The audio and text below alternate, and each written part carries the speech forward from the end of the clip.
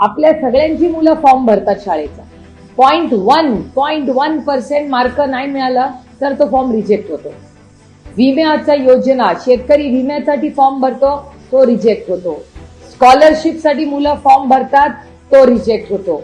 मग लाडकी बहीण योजनेमध्ये पुरुषांनी आणि जे त्यांच्या सगळ्या रिक्वायरमेंट मध्ये बसत नाहीत असे पण फॉर्म मग त्या सिस्टीमनी रिजेक्ट कसे नाही केले.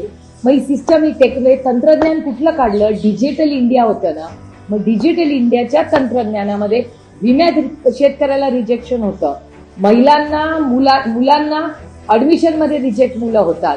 त्याच्यानंतर जेव्हा तुम्ही डॉक्टरकडे जाता, ती कुठली योजना महाराष्ट्र सरकारची, त्याच्यात आयुष्यमान, त्या आयुष्यमान मध्येही त्याच्यात लोक रिजेक्ट होतात.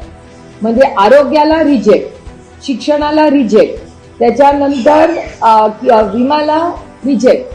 मग लाडकी बहीण योजना इलेक्शनच्या बरोबर 3 महिने आधी कशी काय लाडकी बहीण योजनेने आता जे रिजेक्ट केले त्यांना आधी रिजेक्ट केलं नाही?